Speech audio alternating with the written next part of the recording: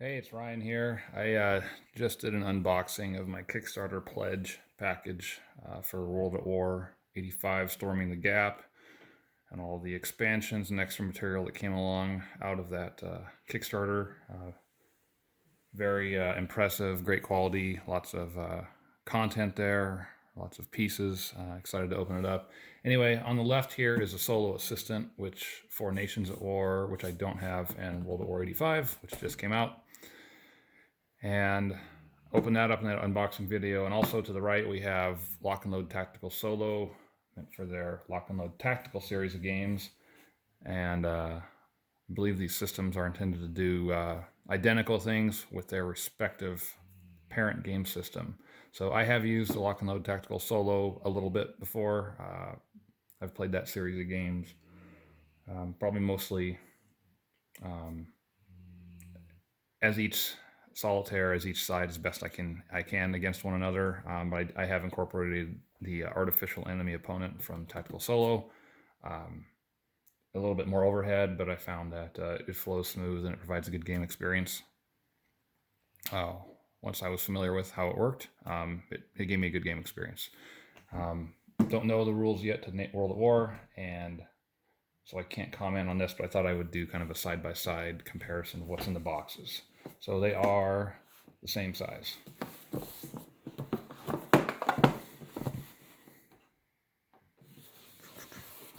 I'm just gonna do this here, and then,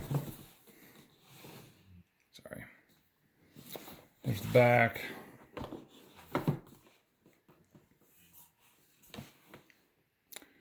All right, so we'll open this one up before I've used it. The cards are sleeved and bagged. These are obviously not, they don't come with sleeves and they don't come bagged, but they're tarot sized cards. AEO, Artificial Enemy Opponent. And we'll open up the World at War, Nations at War Solo Assistant. So comes in two separate packs. I don't know exactly how many cards, maybe on the back of the box. 66. And then for this, we've got 55 cards, 5 flow charts, 1 manual, and a couple player aids. And this one, you've only got, including the 66 cards, you've got the manual and 1 player aid. So a little bit less in here, but that might be a good thing because maybe the one niggle I had with this, the Lock and Load Tactical, was there was a lot of charts. And I think nearly all of them are fold out. Some of them are double-sided. Again, I don't think you need these as much once you're familiar with it. But it provides, I think they provide a lot of variety. It's just a lot of stuff.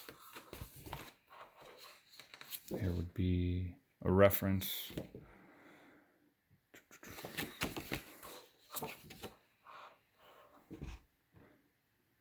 Solo events. And here's the manual for the Lock and Load Tactical. It comes in at 34 pages, and I know some of that, here we have big call outs, examples of play, images of gameplay, so it's not all just a bunch of reading. In fact, there's very little actual game text. Get the optional rules on page 13, but anyway, big print, pretty easy to read. And for the World at War, here's our 1 player aid.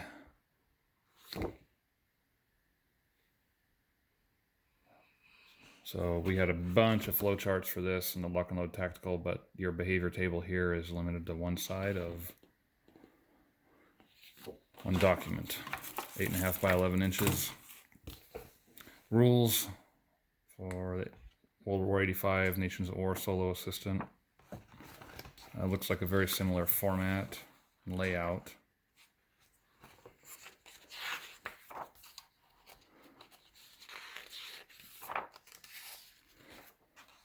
Optional rules here start on 15, and then there's a walkthrough. Lots of text for this walkthrough. Maybe a little more text than is in the Lock and Load Tactical Solo, it seems. Some developer notes, glossary. So anyway, it looks like a nice package. A little bit less in here as far as player aids and stuff, like I just showed, but same quality. Everything looks the same as far as the make and the feel. So I better open these cards.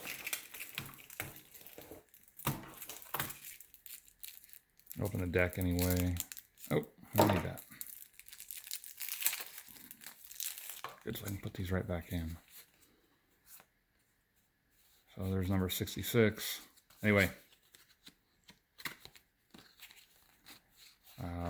Not the absolutely thickest cards I've ever felt, but I think these are actually great quality, great size, thickness, glossy, firm, so they do not feel weak. All right, well, I hope you enjoyed the comparison, component comparison between those two solo assistants from Lock and Load Publishing.